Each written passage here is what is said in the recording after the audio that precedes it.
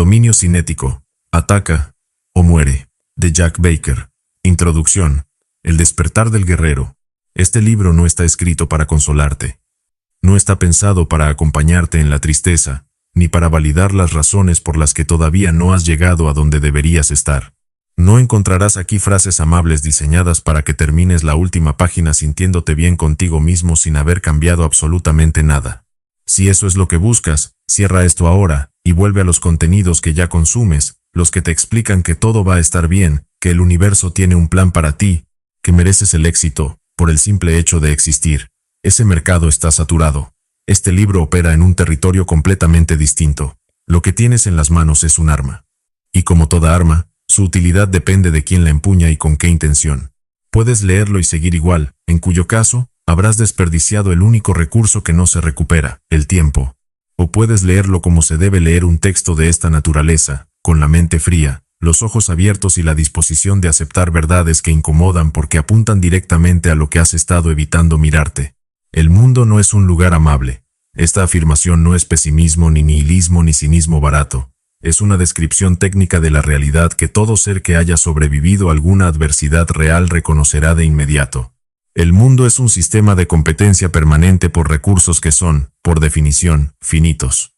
Hay una cantidad limitada de riqueza, de posiciones de poder, de influencia, de tiempo de calidad, de acceso a lo que realmente importa. Esa limitación no es una falla del sistema, es la estructura fundamental sobre la cual opera. Y en ese sistema, los que avanzan no son necesariamente los más inteligentes, ni los más preparados académicamente, ni los que tienen las mejores intenciones. Los que avanzan son los que atacan, los que se mueven, los que lanzan, fallan, ajustan y vuelven a lanzar sin pedir permiso y sin esperar condiciones perfectas. El estancamiento, en ese contexto, no es una pausa. No es un descanso estratégico ni un momento de reflexión profunda. El estancamiento es muerte. No la muerte poética de los libros de filosofía, sino la muerte funcional, la de alguien que sigue respirando pero ha dejado de construir, de avanzar, de exigirse. Es la muerte del que mira los años pasar desde una posición que no cambia, que sigue teniendo los mismos problemas que tenía hace 5 años, que sigue esperando el momento perfecto para lanzarse, que sigue acumulando conocimiento sin nunca convertirlo en movimiento. Esa tumba no tiene lápida. Tampoco tiene fecha. Simplemente ocurre, lentamente, mientras la persona convencida de que está siendo cautelosa en realidad, está siendo devorada por la inercia. La mediocridad no es un estado que se elige conscientemente. Nadie se levanta por la mañana y decide ser mediocre. La mediocridad es el resultado acumulado de decisiones pequeñas, de postergaciones habituales, de la elección sistemática de lo cómodo sobre lo necesario, de lo conocido sobre lo arriesgado, de la queja sobre la acción. Es el destino por defecto de quien no hace nada activamente para resistirlo, y resistirlo requiere exactamente lo que la mayoría no está dispuesta a dar: esfuerzo violento, sostenido, y sin garantías de resultado inmediato. La palabra violento, en ese contexto, no es metáfora de agresión hacia otros, es la descripción precisa de la intensidad que requiere romper la inercia de una vida estancada. Cualquier físico te explicará que se necesita más fuerza para poner en movimiento un objeto en reposo que para mantener uno ya en movimiento. La vida funciona igual. Romper los patrones establecidos, abandonar los hábitos que te mantienen pequeño, enfrentarte a los miedos que han dirigido tus decisiones en silencio durante años, todo eso requiere una fuerza que no es suave, que no es gradual, que no es conveniente. Es disruptiva por naturaleza. Sacude, incomoda. Produce fricciones con el entorno que no quiere que cambies porque tu cambio expone su parálisis. Este libro está construido sobre una idea central que recorre cada uno de sus capítulos, sin excepción. El movimiento es la única vía de supervivencia y expansión posible. No el movimiento por el movimiento mismo, no la agitación caótica del que corre sin dirección. El movimiento deliberado, ofensivo, orientado a construir poder real en las áreas que determinan la calidad de una existencia, las finanzas, la mente, el cuerpo, la red de relaciones, la tolerancia al riesgo y la confianza en uno mismo hasta niveles que el entorno mediocre calificará de arrogancia. Que lo haga. La arrogancia del que construye es infinitamente más productiva que la humildad del que no hace nada. El guerrero que despierta al leer estas páginas no es necesariamente un hombre de guerra literal, es el hombre o la mujer que ha decidido dejar de ser objeto pasivo de las circunstancias y convertirse en su arquitecto activo, que ha entendido que nadie va a venir a rescatarlo, que el sistema no está diseñado para que prospere sin esfuerzo, que las condiciones ideales no van a aparecer, y que la única estrategia que tiene sentido dado ese panorama, es atacar, construir, crecer, y hacerlo ahora. Lo que sigue no es un camino fácil. No hay promesas de transformación indolora. No hay atajos presentados como secretos exclusivos. Lo que hay es una arquitectura de pensamiento y acción que, aplicada con consistencia y honestidad brutal hacia uno mismo, produce resultados reales en el mundo real, no en el mundo de los talleres de crecimiento personal. En el mundo donde el dinero existe o no existe, donde el poder se tiene o no se tiene, donde el tiempo se usa o se pierde. El despertar del guerrero no es un momento de iluminación. Es una decisión, tomada una vez, que luego hay que tomar de nuevo cada mañana. Es el acto de decir, sin testigos ni audiencia, que a partir de hoy las excusas no gobiernan las acciones, que el miedo puede existir, pero no dirige, que la comodidad puede seducir, pero no decide, que los resultados que merece el esfuerzo real, y no los resultados que justifican la comodidad elegida. Esa decisión no produce aplausos, produce trabajo, y el trabajo produce lo único que importa en el largo plazo, resultados medibles, poder real, libertad construida con las manos, no esperada como un regalo. Empieza ahora.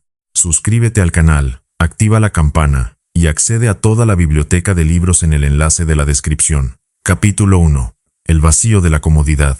Hay una mentira que la civilización moderna ha perfeccionado hasta convertirla en artículo de fe, que el objetivo de una vida bien vivida es la comodidad, que el progreso se mide en términos de cuánto dolor puedes evitar, cuánta fricción puedes eliminar de tu existencia cotidiana, cuántas horas puedes pasar en estados de placer pasivo sin que nadie te exija nada. Esta idea está tan arraigada en el imaginario colectivo, que cuestionarla produce una reacción casi visceral, como si atacar la comodidad fuera atacar algo sagrado, algo que el ser humano merece, por el simple hecho de haber llegado hasta aquí. La comodidad, en su justa medida, no es el enemigo, el descanso es necesario, la recuperación es parte de cualquier ciclo de rendimiento real. Un hombre que no duerme, no come bien, y no tiene momentos de silencio se quiebra antes de llegar a construir nada relevante. Eso no está en discusión. Lo que está en discusión es la comodidad como fin en sí mismo. La comodidad como estado permanente buscado, como criterio principal para tomar decisiones, como zona en la que uno se instala, y desde la que empieza a organizar toda su existencia, para no tener que salir nunca. Esa versión de la comodidad es una trampa, no es una trampa conspirativa diseñada por alguna fuerza oscura exterior, es una trampa biológica, integrada en el sistema nervioso humano, que tiende naturalmente hacia el menor gasto de energía posible. El cerebro es un órgano de supervivencia que prefiere lo conocido sobre lo desconocido, lo seguro sobre lo arriesgado, lo cómodo sobre lo exigente. Durante la mayor parte de la historia evolutiva de la especie, esa preferencia tenía sentido. En un entorno de escasez y peligro constante, conservar energía era inteligente. El problema es que ese sistema opera exactamente igual en un entorno de abundancia relativa, donde la principal amenaza no es el depredador físico sino la irrelevancia, el estancamiento y la mediocridad crónica. Cuando un hombre se instala en la comodidad como modo de vida, comienza un proceso de deterioro que no siempre es visible desde adentro. La primera pérdida es la tolerancia al dolor. Como cualquier umbral, el del dolor se ajusta en función de la exposición. El que nunca se exige físicamente, se vuelve incapaz de soportar el esfuerzo físico. El que nunca enfrenta situaciones de tensión, se vuelve incapaz de funcionar bajo presión. El que nunca toma riesgos financieros, se vuelve incapaz de tolerar la incertidumbre que cualquier empresa de valor requiere. La comodidad prolongada produce una persona que técnicamente funciona en condiciones de mínimo estrés, pero que se desintegra en cuanto la realidad le presenta un desafío que no había anticipado, que no está en el manual, que no puede resolver con los recursos habituales. La segunda pérdida es el propósito. Esto es menos obvio pero igualmente devastador. El ser humano no está construido para la ausencia de desafío. La psicología de alto rendimiento, la filosofía estoica, la tradición de la mayoría de las culturas que han producido individuos extraordinarios, todas coinciden en un punto. El significado emerge del esfuerzo, de la lucha, de la superación de obstáculos reales. No hay satisfacción genuina en un logro que no costó nada. No hay orgullo legítimo en una posición que no requirió sacrificio para alcanzar. La comodidad puede producir placer momentáneo, ese placer superficial de quien evita algo que le molestaba, pero no produce la satisfacción profunda que proviene de haberse exigido más de lo que uno creía capaz y haber sobrevivido a ese esfuerzo. El hombre que vive en la comodidad permanente siente, con frecuencia, una especie de vacío difuso que no logra identificar con precisión. No está sufriendo de manera obvia. Tiene cubiertas sus necesidades básicas. Tiene entretenimiento disponible en cantidades industriales. Tiene relaciones sociales que funcionan dentro de los rangos aceptables. Y sin embargo, algo falta. Algo que no puede comprarse ni descargarse ni conseguirse con más consumo. Lo que falta es la sensación de estar realmente vivo, que solo aparece cuando uno se empuja más allá de lo que se sentía capaz, cuando el resultado es incierto, cuando el esfuerzo es real y el riesgo de fracasar es genuino. La lucha no es un estado transitorio que hay que soportar para llegar a la comodidad permanente. La lucha es el estado en el que el ser humano opera con su mayor capacidad. El atleta, que ya no tiene adversario al que derrotar, pierde la razón para entrenarse. El empresario, que ya no tiene un mercado que conquistar, pierde la energía que lo mantenía en movimiento. El intelectual que ya no tiene preguntas que no puede responder pierde el motor de su pensamiento. La ausencia de resistencia no es liberación, es vaciamiento. Esta verdad tiene implicaciones prácticas directas.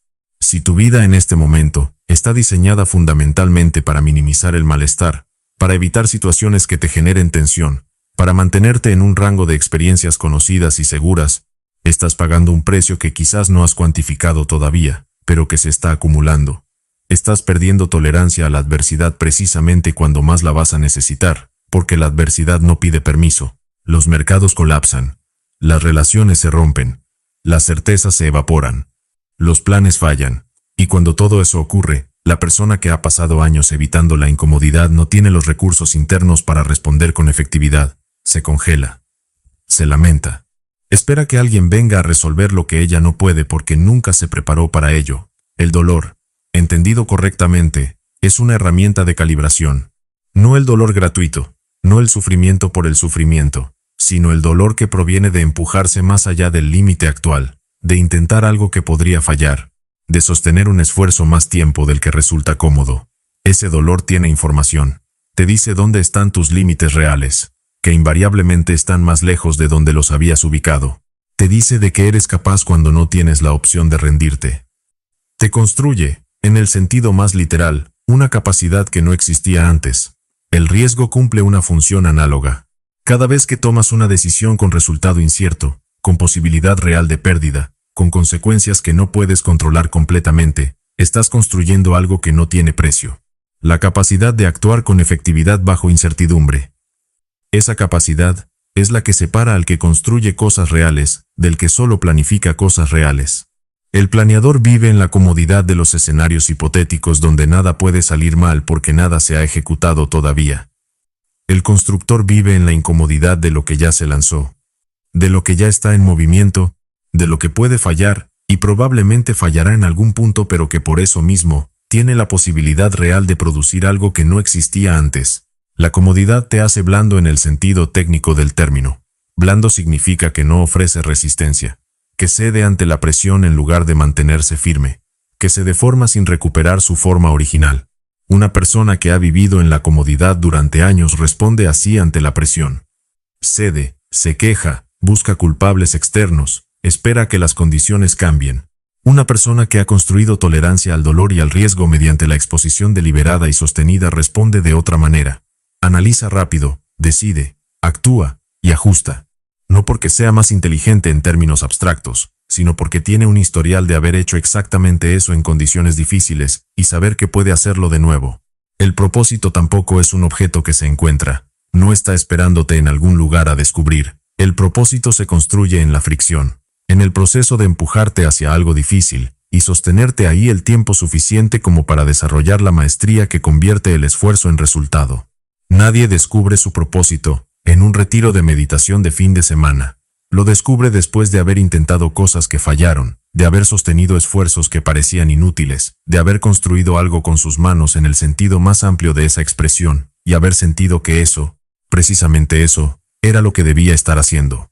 La vida sin lucha no es una vida de paz, es una vida de vaciamiento progresivo, donde el tiempo pasa sin que quede nada que mostrar más que la acumulación de años, y el recuerdo difuso de todo lo que no se intentó. El guerrero que despierta entiende esto no como una obligación impuesta desde fuera, sino como una verdad estructural. El ser humano necesita la lucha para estar verdaderamente vivo, y elegir la comodidad permanente es, en el más profundo sentido, elegir una forma lenta de morir. La trampa de la comodidad se cierra cuando ya no te preguntas qué podrías construir si te exigieras más. Cuando has dejado de imaginar versiones más grandes de ti mismo porque la brecha entre donde estás y donde podrías estar se ha vuelto tan incómoda que es más fácil dejar de mirarla. Cuando has negociado tu potencial por la tranquilidad de no tener que enfrentar el fracaso, esa negociación tiene un precio diferido que eventualmente se paga. La pregunta no es si se va a pagar.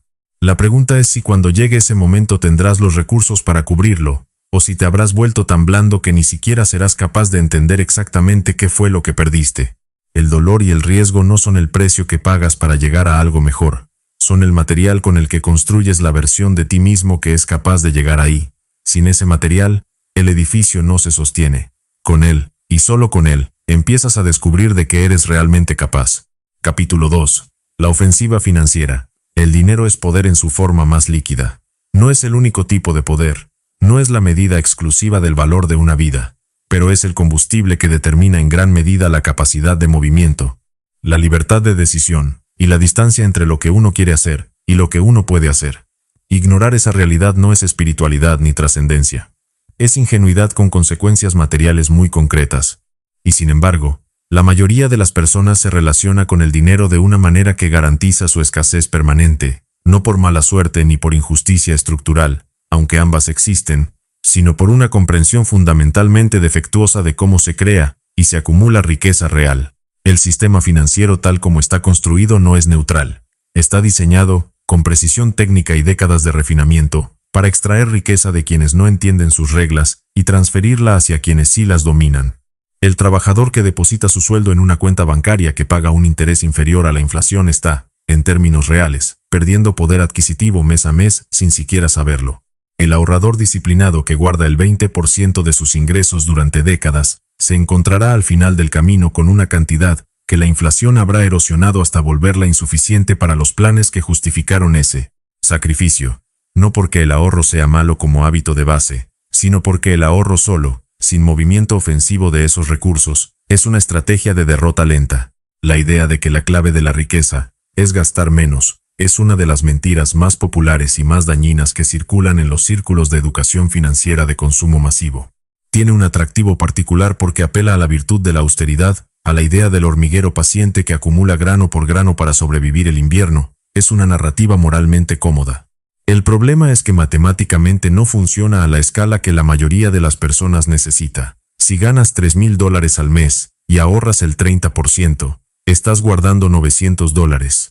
Con ese ritmo, en 10 años tendrás $108,000 antes de considerar los efectos de la inflación, que habrán reducido el poder real de esa cantidad de manera significativa. No es una cantidad despreciable, pero tampoco es la libertad financiera que justificaba una década de privaciones. La ruta hacia la riqueza real pasa necesariamente por el otro lado de la ecuación, los ingresos. No los ingresos como número estático que recibes a fin de mes a cambio del tiempo intercambiado con tu empleador, sino los ingresos como sistema activo que construyes, escalas y multiplicas. La diferencia entre el que limita su pensamiento financiero al presupuesto y el que expande su pensamiento financiero hacia la generación de ingresos, es la diferencia entre quien maneja los restos de una partida y quien establece las condiciones de la misma. Jugar a la ofensiva en términos financieros significa entender que tu capacidad de generar ingresos no tiene el mismo techo que tu capacidad de reducir gastos. Si ganas $3,000, el techo de lo que puedes ahorrar recortando es matemáticamente $3,000, y en la práctica una fracción de eso. No hay techo equivalente en la dirección contraria. Los ingresos pueden crecer de manera no lineal.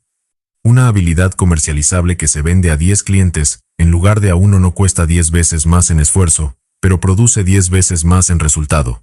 Un activo que genera ingresos pasivos, no requiere que intercambies más tiempo por más dinero. Un negocio que escala no está limitado por las horas físicas que su dueño puede trabajar. La mentalidad de ofensiva financiera no es la del especulador imprudente que apuesta todo a una sola posición esperando hacerse rico de la noche a la mañana. Esa es otra trampa. Esta vez, en el extremo opuesto del espectro.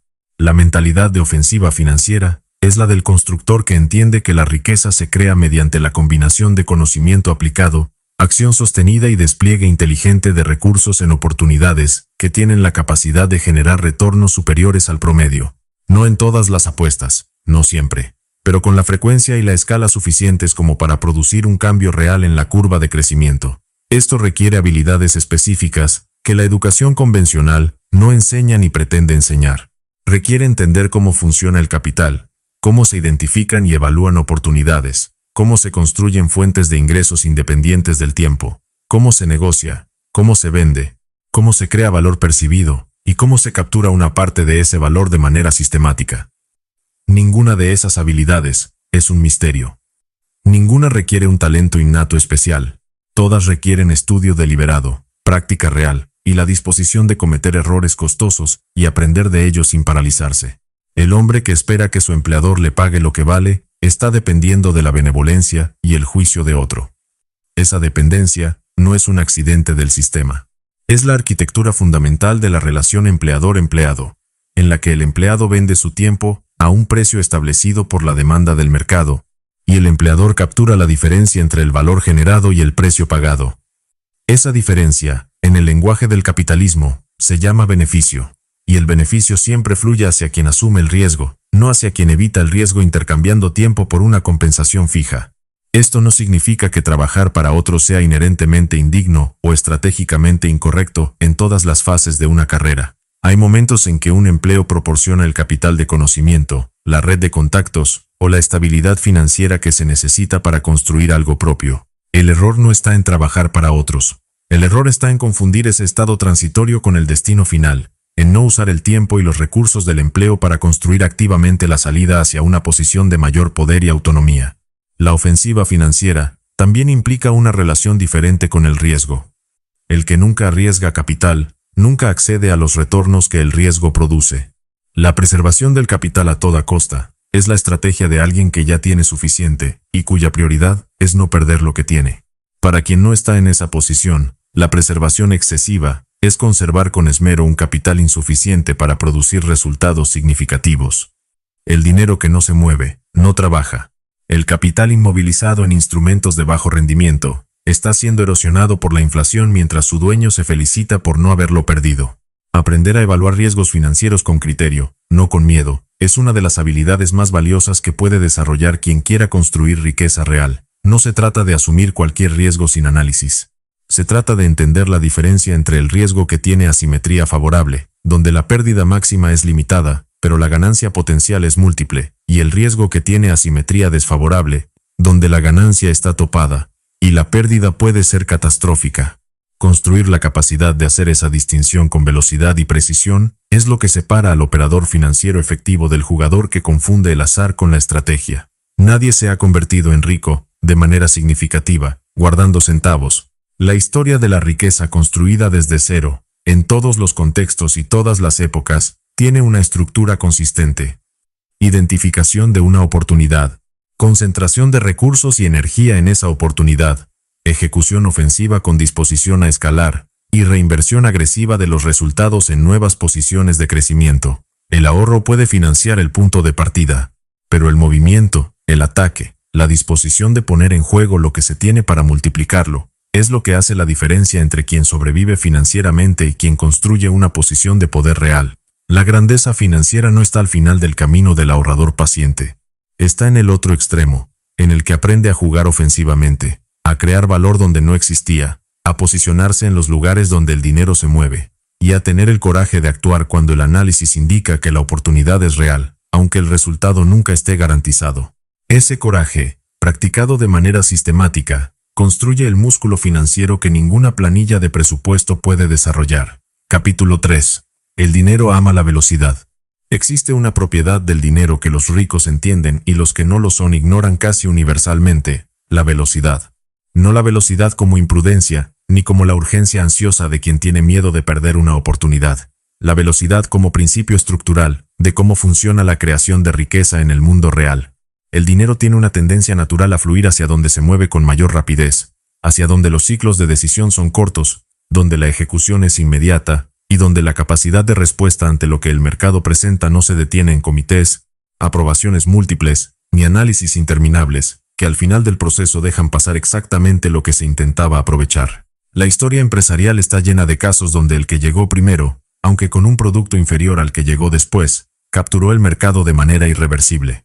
No porque los que llegaron después fueran menos inteligentes ni menos capaces, sino porque la velocidad de ejecución del primero le permitió establecer una presencia, construir una base de usuarios y generar los ingresos que financiaron su mejora continua antes de que los más perfectos pudieran siquiera lanzar su primera versión. La perfección que llega tarde es irrelevante. El mercado no espera. Las oportunidades tienen ventanas temporales, y esas ventanas se cierran con frecuencia antes de que quienes han estado analizando demasiado tiempo tengan la oportunidad de actuar. La parálisis por análisis es uno de los estados más destructivos que puede alcanzar una mente que tiene ambiciones reales. Se disfraza de prudencia. Se presenta como responsabilidad intelectual. El que la padece se convence de que está siendo cuidadoso, de que está evitando errores costosos mediante el análisis exhaustivo de todas las variables posibles. Lo que en realidad está haciendo es aplazar la acción porque la acción implica el riesgo de estar equivocado, y estar equivocado duele. Y el dolor de la comodidad es siempre preferible al dolor del fracaso, cuando uno ha pasado demasiado tiempo sin construir tolerancia a ninguno de los dos. El analista perpetuo rara vez es más inteligente que el ejecutor veloz. En la mayoría de los casos, simplemente tiene más miedo. El análisis sin plazo es la forma más sofisticada de procrastinación. Permite sentirse productivo sin haber producido nada. Permite decir que se ha estado trabajando en el proyecto sin que el proyecto haya avanzado un solo centímetro en el mundo real. El mundo real, que es el único mundo donde ocurre algo de valor, no responde a planes. Responde a acciones. La velocidad en el contexto de la creación de riqueza no se trata de hacer las cosas mal. Se trata de acortar el tiempo entre la identificación de una oportunidad y la acción sobre ella. De reducir los ciclos de decisión. De ejecutar una versión funcional de una idea antes de que la ventana de esa idea se cierre. De lanzar algo real al mercado, recibir el feedback de lo que funciona y lo que no, y ajustar con esa información, en lugar de intentar predecir de manera perfecta, antes de moverse cómo va a responder el mercado, a algo que todavía no existe. Este proceso, lanzar, recibir feedback y ajustar, tiene una ventaja que ninguna cantidad de análisis previo puede replicar: información de contacto con la realidad. El mercado te dice cosas cuando tienes algo frente a él que ningún ejercicio teórico puede anticipar con precisión. Los clientes se comportan de maneras que ningún grupo focal predice correctamente. Los problemas, que parecían centrales, resultan secundarios y viceversa. Los canales que parecían prometedores se muestran estériles, mientras que otros que no estaban en el plan inicial, resultan ser los más productivos. Toda esa información, que es la que realmente importa para construir algo que funcione, solo está disponible en el campo, no en la mesa de planeación. El que se mueve rápido y falla aprende más en 6 meses que el que analiza durante 2 años. No porque el aprendizaje del análisis sea inútil, sino porque el aprendizaje del contacto con la realidad es cualitativamente diferente y cuantitativamente más valioso para construir lo que realmente se intenta construir. La experiencia de haber intentado, fallado y ajustado, produce una inteligencia operativa que no se puede obtener de otra manera. Produce también la tolerancia al fracaso que es indispensable para seguir intentando después de que las cosas no salen como se esperaba, que es la regla, y no la excepción en cualquier esfuerzo de construcción real. La velocidad también opera en otro nivel, el de los ciclos de ingreso. El que genera un ingreso, lo reinvierte, genera un nuevo ingreso mayor, y lo reinvierte de nuevo, está operando en un ciclo de acumulación que se acelera con el tiempo. El que genera un ingreso y espera para tomar la siguiente decisión, o que tarda meses en identificar la siguiente oportunidad de despliegue, está operando en un ciclo más lento que produce resultados más lentos. La diferencia en resultados entre dos personas con capacidades similares pero velocidades de ciclo diferentes es, a 10 años, absolutamente dramática. La lentitud institucional, la burocracia que detiene los procesos de decisión en capas interminables de aprobación, la cultura organizacional que premia la cautela sobre la iniciativa, todas estas cosas no son simplemente ineficientes. Son mecanismos activos de destrucción de valor. Cada día que un proyecto viable no avanza porque alguien está esperando una aprobación, preparando una presentación, o esperando la reunión en la que se tomará la decisión que podría haberse tomado la semana pasada, es un día en que el mercado sigue moviéndose, mientras la organización permanece estática. En mercados que cambian con rapidez, que son prácticamente todos los mercados relevantes en la economía contemporánea, esa lentitud se traduce directamente en pérdida de posición competitiva, que eventualmente se convierte en pérdida de relevancia. Para el individuo que construye su propio camino, la implicación es directa. No hay comité que esperar. No hay proceso de aprobación al que someterse. No hay cultura organizacional que cambiar antes de poder actuar. Hay solo una mente, una decisión y la capacidad de ejecutar. La ventaja de esa posición es enorme si se usa. La mayoría de las personas que se encuentran en esa posición, sin las limitaciones institucionales que justifican la lentitud en las grandes organizaciones, la desperdicia de todas formas por los mismos mecanismos internos. Miedo, duda, perfeccionismo, espera de condiciones ideales que nunca llegan. El ganador en el juego del dinero, en la abrumadora mayoría de los casos, que se pueden observar a lo largo del tiempo y en distintos contextos, no es el más analítico, ni el más cauteloso, ni el más preparado en sentido académico. Es el que lanzó antes, el que falló más rápido, el que extrajo las lecciones de cada fracaso y las aplicó en el siguiente intento con la mayor velocidad posible. Es el que entiende que cada vuelta del ciclo de acción y ajuste lo acerca más a la versión de lo que construye que tiene posibilidades reales de escalar. Y que esa acumulación de ciclos, ejecutada con velocidad y sin el lujo de la autocompasión ante el fracaso, es el proceso real detrás de la mayoría de las historias que desde fuera parecen éxitos repentinos, pero que desde adentro son años de movimiento constante e incesante. El dinero no fluye hacia los planes, fluye hacia el movimiento, hacia las posiciones ya establecidas, hacia los actores ya en el mercado, hacia las marcas ya construidas, hacia los sistemas ya funcionando. Para llegar a esa posición de donde el dinero fluye hacia ti en lugar de alejarse, hay que atravesar el período en que aún no estás ahí, pero te estás moviendo en esa dirección, con la velocidad y la intensidad que el juego requiere. No hay otra ruta. La lentitud garantiza que cuando llegues, la oportunidad ya habrá migrado hacia otro lugar. Capítulo 4. La religión de la acción cinética.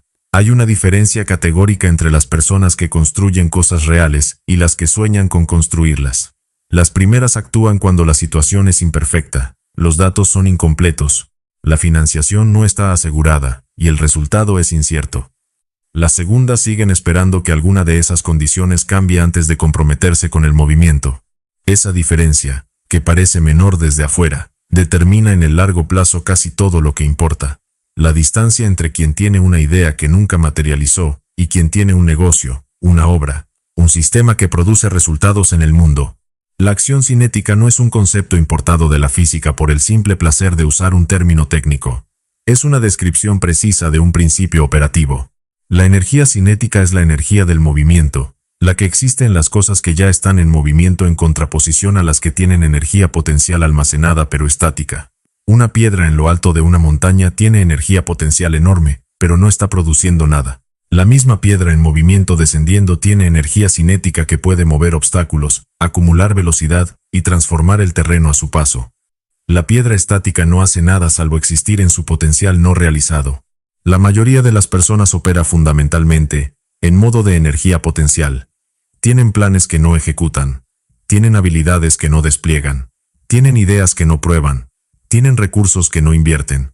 Todo ese potencial existe de verdad, y en algunos casos es extraordinario. Pero mientras no se convierte en movimiento, en acción real con consecuencias reales, es equivalente, desde el punto de vista de los resultados, a no tener nada.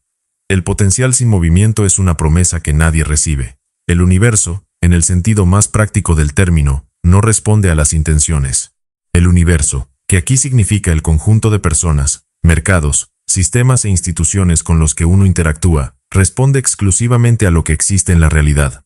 Tu plan de negocios, que nadie ha visto, no genera clientes. Tu idea de novela, que no has escrito, no genera lectores, ni ingresos. Tu proyecto de inversión, que no has iniciado, no genera retornos.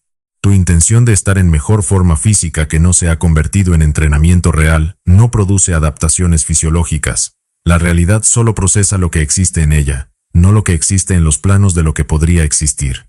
Esta verdad, expresada así, parece obvia. Y sin embargo la cantidad de energía que la mayoría de las personas gasta en mantener una representación mental muy detallada de lo que planean hacer, mientras hacen muy poco de lo que planean hacer, es descomunal. Hay un placer genuino en planificar. Hay una satisfacción real en la fantasía del logro que el cerebro produce antes de que se haya producido ningún resultado real.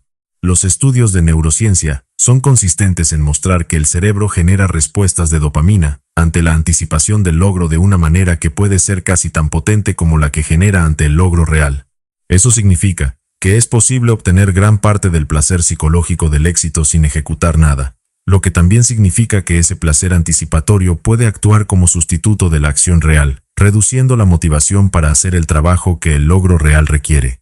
El operador que entiende este mecanismo lo ataca directamente, reduce el tiempo de planificación, acorta el ciclo de decisión y pone en marcha el movimiento, antes de que la satisfacción de la anticipación reemplace la motivación de ejecutar. No porque planificar sea inútil, sino porque el plan tiene un punto de rendimientos decrecientes que se alcanza mucho antes de lo que la mayoría cree. Ese punto está donde el análisis adicional ya no cambia la decisión, donde el plan ya tiene suficiente estructura para guiar la acción inicial, donde la única información que falta es la que solo el mercado puede dar, y que solo el mercado puede dar precisamente cuando hay algo en movimiento frente a él. La acción cura cosas que el pensamiento no puede resolver. El miedo, en particular, es uno de los estados que más se alimenta de la inacción. El miedo a fracasar crece en proporción directa al tiempo que pasa entre que uno identifica lo que hay que hacer y el momento en que lo hace. En la espera, el miedo construye escenarios cada vez más elaborados de todo lo que podría salir mal, de todas las formas en que el fracaso podría manifestarse, de todas las consecuencias negativas que podrían derivarse de la acción. Esos escenarios son, en su mayoría, exagerados. Pero el cerebro en modo de anticipación de amenaza no distingue con precisión entre amenazas reales y proyecciones mentales, de modo que el miedo producido por los escenarios imaginados puede ser tan paralizante como el que produciría la amenaza real. La acción interrumpe ese ciclo de manera inmediata, no porque la acción elimine el miedo de golpe, sino porque la acción redirige la atención de la anticipación del fracaso al proceso de ejecutar, que tiene sus propias demandas cognitivas y que simplemente no deja espacio para el mismo nivel de rumiación ansiosa. El que está en movimiento real no tiene tiempo de imaginar todos los modos en que podría fallar, porque está ocupado manejando la realidad de lo que realmente está pasando, que invariablemente es diferente a lo que cualquier escenario anticipado hubiera predicho. La duda funciona de manera similar. No se resuelve con más información ni con más análisis. Se resuelve con movimiento. Cuando actúas y observas qué pasa, obtienes la información que la duda pretendía protegerte de no tener. Y en la mayoría de los casos descubres que la situación real es manejable de maneras que la duda no te permitía ver mientras estabas parado. La duda prospera en la inmovilidad. En el movimiento, la duda tiene que dar paso a la gestión de lo que realmente está ocurriendo. La pobreza, tanto en el sentido financiero como en el sentido más amplio de una vida con pocos recursos y pocas opciones, también tiene una relación directa con la inacción. No en el sentido de que la pobreza sea únicamente consecuencia de no actuar, porque hay factores estructurales reales que limitan las opciones disponibles en función del punto de partida. Pero incluso dentro de esos límites reales, la diferencia entre los que construyen a partir de donde están y los que se quedan donde están, tiene que ver, consistentemente, con la disposición a actuar antes de que las condiciones sean perfectas. La perfección de las condiciones es un criterio que los que tienen pocos recursos rara vez pueden satisfacer, precisamente porque la ausencia de recursos es la condición imperfecta por definición. Esperar condiciones perfectas cuando el punto de partida está definido por la escasez es garantizar la inmovilidad permanente. La acción indiscriminada, que no significa caótica sino libre de la parálisis de la discriminación infinita, es más productiva que la inacción inteligente. La inteligencia que no se convierte en movimiento es un recurso desperdiciado. El movimiento que no es perfecto pero que es real, que existe en el mundo y por tanto puede ser observado, ajustado y mejorado, es siempre superior al plan perfecto que solo existe en la mente de quien lo concibió. Convertir la acción en una práctica casi religiosa significa hacerla independiente del estado de ánimo, de la presencia de motivación, de la sensación de estar listo. Los estados de ánimo varían. La motivación es inconsistente. La sensación de estar listo para algo difícil rara vez llega antes de haberlo empezado. Quien actúa solo cuando tiene ganas de actuar, actúa en raras ocasiones y con resultados insuficientes. Quien actúa independientemente de si tiene ganas o no, porque la acción no está condicionada a un estado interno sino a un compromiso previo con el movimiento, actúa con la consistencia que los resultados reales requieren. Esa consistencia es la que marca la diferencia. No el genio extraordinario, no el talento inusual, no las condiciones excepcionales de contexto. La consistencia del movimiento, sostenida a lo largo del tiempo y a través de los fracasos inevitables, es lo que produce resultados que desde fuera parecen extraordinarios, pero que desde adentro son simplemente el producto acumulado de haber actuado de manera constante cuando otros se detuvieron. Capítulo 5. El recurso de las flexiones infinitas. Hay un momento que la mayoría de las personas conoce bien, aunque muy pocas lo nombren con precisión. Es el momento en que la mente está densa, saturada de preocupaciones sin solución, atrapada en un bucle de pensamientos que giran sin producir ninguna conclusión útil. El momento en que la claridad se ha evaporado, y en su lugar, hay una especie de niebla que impide ver con suficiente distancia cualquier problema que requiera perspectiva. Es el momento en que la energía para actuar está en mínimos, y la tentación de simplemente no hacer nada, de esperar a que pase, de consumir algo que produzca un alivio temporal, es máxima. En ese momento, la solución que la mayoría elige es la más lógica en apariencia, pero la menos efectiva en la práctica. Seguir dentro del mismo espacio mental, buscando dentro de los mismos recursos cognitivos que ya están agotados o bloqueados, una salida que por definición no puede estar ahí. La mente en estado de sobrecarga no se cura con más pensamiento, se cura con movimiento físico. El cuerpo y la mente no son sistemas separados que operan en paralelo e independientemente. Son un sistema integrado donde el estado de uno determina de manera directa y profunda el estado del otro. La investigación en neurociencia de las últimas décadas ha documentado con detalle creciente los mecanismos por los que el movimiento físico transforma el estado cognitivo y emocional, aumenta la circulación sanguínea cerebral, produce neurotransmisores que regulan el estado de ánimo, activa sistemas de recompensa que contrarrestan los estados de desesperanza, y reduce la actividad en las regiones cerebrales asociadas con la rumiación ansiosa, no como efecto eventual de un programa de ejercicio sostenido a largo plazo, sino de manera inmediata, en los primeros minutos de movimiento real. Las flexiones, que en el título de este capítulo representan cualquier forma de esfuerzo físico real, no son solo una herramienta de acondicionamiento corporal, son el interruptor de emergencia del sistema nervioso. Cuando todo lo demás falla, cuando la disciplina mental está en mínimos, cuando la capacidad de sostener un proceso cognitivo estructurado se ha evaporado, el cuerpo todavía puede moverse, y moverlo cambia el estado del sistema completo de maneras que ninguna cantidad de reflexión adicional puede producir. El principio más profundo aquí no es fisiológico sino psicológico.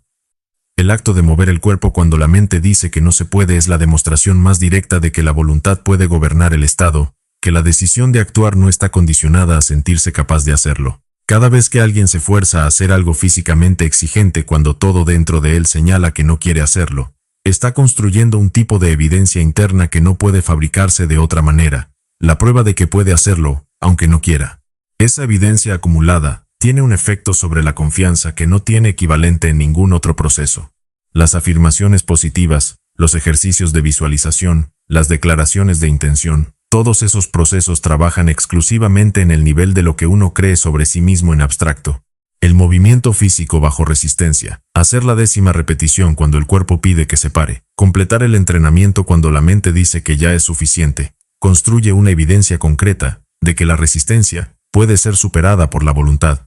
Y esa evidencia concreta, acumulada en cientos de pequeñas victorias sobre la resistencia interna, produce una confianza que no se basa en creencias sino en datos experienciales de primera mano. El trabajo físico también tiene una propiedad singular, que muy pocos estados cognitivos pueden replicar: la presencia forzada en el momento actual. Cuando estás haciendo algo físicamente demandante, la atención se ancla en el cuerpo, en la respiración, en la ejecución del movimiento, en el manejo del dolor o el esfuerzo. No hay espacio para la rumiación sobre el pasado, ni para la ansiedad sobre el futuro, cuando el presente está exigiendo todo tu recurso atencional. Esa presencia forzada es, paradójicamente, lo que el estado de sobrecarga mental necesita, pero que el pensamiento adicional es incapaz de proveer. El movimiento lo provee de manera automática. Para quien opera en el mundo de la construcción de negocios, del rendimiento financiero, de la creación de algo que no existía antes, el estado mental es el activo más crítico. No el dinero, no los contactos, no el conocimiento acumulado. El estado mental es el que determina si todo lo demás se usa o se desperdicia. Un hombre con capital, y con el estado mental incorrecto, destruirá ese capital con malas decisiones tomadas desde la ansiedad, la desesperación, o el pensamiento nublado. Un hombre sin capital pero con claridad mental, energía, y disposición al movimiento construirá ese capital a partir de cero. El entrenamiento físico consistente no es, entonces, una inversión en el cuerpo separada de la inversión en el rendimiento profesional o financiero. Es la misma inversión, porque el estado del sistema físico determina la calidad del estado del sistema mental, y la calidad del estado mental determina la calidad de todas las decisiones que determinan todos los resultados que importan. Descuidar el cuerpo mientras se intenta maximizar el rendimiento cognitivo Es el equivalente de intentar hacer funcionar un motor de alta potencia con aceite degradado.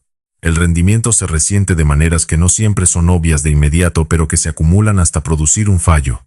La disciplina del movimiento físico diario, independientemente de la motivación presente o ausente, independientemente del estado de ánimo, independientemente de la carga de trabajo del día, también construye algo que trasciende el beneficio físico directo, el hábito de la acción ante la resistencia. Cada mañana en que uno se levanta y hace lo que había decidido hacer aunque no tenga ganas de hacerlo, está practicando exactamente el músculo que se necesita para ejecutar en los negocios cuando no hay ganas, en las finanzas cuando hay miedo, en las relaciones cuando hay conflicto. La práctica de la acción ante la resistencia en el dominio físico transfiere al dominio de la acción en todos los demás campos.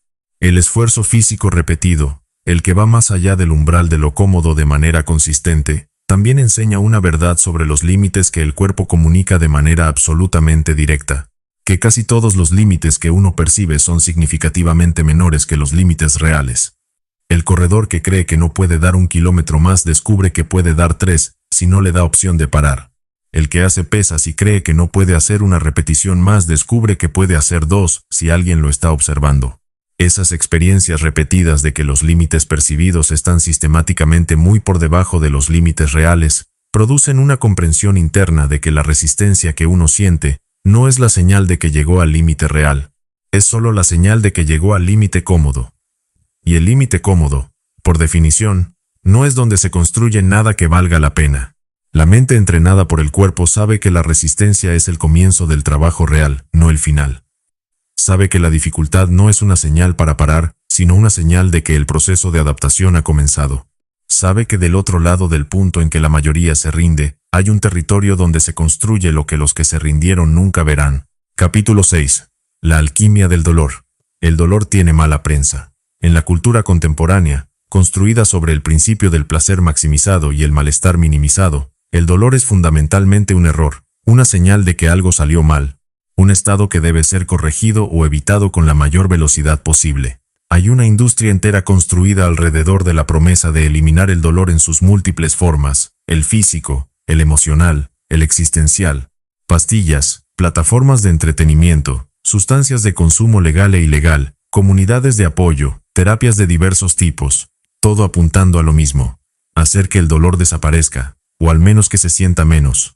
Esta perspectiva tiene sentido en términos evolutivos. El dolor es una señal del sistema nervioso que indica daño o peligro, y la respuesta natural ante esa señal es alejarse de la fuente.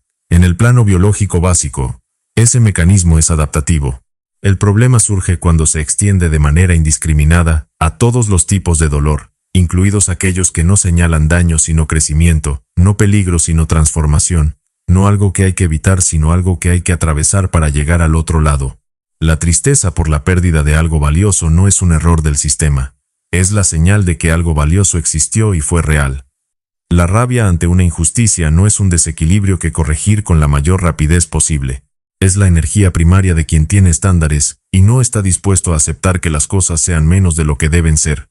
El dolor del fracaso no es el signo de que uno no debería haber intentado. Es el costo de entrada al territorio, donde se aprende lo que no se puede aprender de ninguna otra manera. La diferencia entre quien destruye su vida con el dolor y quien construye su vida con él no está en la cantidad de dolor experimentado, está en la relación que establece con él. La persona que se instala en el dolor como estado permanente, que lo rumia y lo alimenta, y se identifica con él, hasta el punto de convertirlo en su narrativa central, ese dolor la consume. La persona que reconoce el dolor, lo atraviesa sin evadirlo, y lo usa como combustible para el movimiento hacia lo que quiere construir, ese dolor la construye. La tristeza y la rabia son las dos formas más comunes del dolor emocional, y también las más potentes si se canalizan correctamente. La tristeza contiene dentro de ella una claridad sobre lo que importa que el estado ordinario de satisfacción rara vez produce. Cuando algo que valorabas desaparece, queda expuesto con nitidez brutal lo que realmente te importaba, sin la distorsión que producen las pequeñas comodidades y distracciones cotidianas. Esa claridad es información de altísimo valor que la mayoría desperdicia, hundiéndose en el estado en lugar de usarlo para hacer un inventario honesto de lo que importa y orientar las acciones hacia ello con la urgencia que solo el dolor puede generar. La rabia, canalizada sin control, destruye. quema relaciones, sabotea oportunidades, produce decisiones impulsivas con consecuencias de largo alcance que luego es difícil revertir. Pero la rabia contenida, orientada y convertida en energía de construcción, es uno de los motores más potentes que existen. La rabia del que no acepta dónde está, y no acepta los límites que otros le han querido imponer. La rabia del que ha sido subestimado, y está determinado a demostrar con resultados lo que con palabras no pudo hacer entender. La rabia del que ha perdido algo, y no va a dejar que esa pérdida sea en vano. Esa rabia, correctamente usada, puede sostener años de trabajo intenso, que la motivación ordinaria no podría mantener. La historia está llena de personas que construyeron cosas extraordinarias, no a pesar del dolor que experimentaron, sino a través de él y con él. No como masoquismo, ni como celebración del sufrimiento, sino como la evidencia de que el dolor real, confrontado honestamente y usado con inteligencia estratégica, es un multiplicador de capacidad que no tiene equivalente en los estados ordinarios de relativa comodidad y ausencia de tensión. Los ladrillos que te tiran, que en el lenguaje de este libro representa todo lo que la vida lanza contra uno en sus múltiples formas, son material de construcción. Esta no es una afirmación poética diseñada para hacer sentir mejor al que está sufriendo. Es una descripción funcional de lo que el que tiene el carácter correcto hace con lo que recibe. Lo convierte en recursos. El rechazo que te endurece. El fracaso que te enseña lo que el éxito no pudo. La traición que te muestra con precisión en quién puedes confiar y en quién no. La adversidad que te lleva más allá de los límites, que nunca habrías cruzado voluntariamente, y en ese proceso te revela capacidades que no sabías que tenías. Cada uno de esos ladrillos puede usarse de dos maneras. Para golpearte mientras estás en el suelo, alimentando la narrativa de que el mundo es injusto y de que mereces mejor, y de que las circunstancias te impiden avanzar, o para apilarse cuidadosamente en la estructura de lo que estás construyendo. El castillo, hecho de ladrillos que te tiraron, tiene una durabilidad que el construido con materiales que siempre llegaron a tiempo nunca alcanza, porque lleva inscrita en su estructura la evidencia de que su constructor sobrevivió exactamente lo que parecía suficiente para destruirlo. La alquimia no es transformación mágica. Es el proceso sistemático de convertir un material bruto de bajo valor en uno de alto valor mediante la aplicación de un proceso correcto. La alquimia del dolor requiere tres cosas: honestidad para reconocer el dolor, sin fingir que no existe; fortaleza para atravesarlo sin evadirlo en el placer fácil o la distracción; y estrategia para dirigir la energía que produce hacia algo que construya en lugar de destruir. La honestidad es el primer requisito porque el dolor que no se reconoce no se puede transformar. Lo que se suprime regresa en otras formas, frecuentemente en las más destructivas. El resentimiento silencioso que envenena decisiones durante años. La rabia que explota en momentos inapropiados porque nunca se procesó en el momento en que correspondía. La tristeza no elaborada que se convierte en apatía crónica. Reconocer el dolor no significa instalarse en él. Significa mirarlo con la suficiente honestidad como para entender qué información contiene y qué hay que hacer con esa información. La fortaleza para atravesarlo sin evasión es lo que determina si el proceso de transformación ocurre o si el dolor simplemente se aplaza. La evasión mediante el consumo de sustancias, el entretenimiento compulsivo, las relaciones que existen como distracciones, más que como conexiones reales. Todo eso pospone el dolor pero no lo resuelve. El que evade sistemáticamente su dolor llega a los 40 o 50 años con el mismo dolor del que huía a los 20, ahora amplificado por las consecuencias de todos los años de evasión, y por la certeza adicional de que ha desperdiciado el tiempo, que podría haber usado para construir algo con ese material. El que lo atraviesa sale del otro lado con algo que no tenía antes. La experiencia demostrada de que puede hacerlo. Y esa experiencia construye una confianza en la propia capacidad de supervivencia, que ningún estado de comodidad puede producir, porque la comodidad no pone a prueba nada que valga la pena probar. Capítulo 7. Inteligencia más sudor.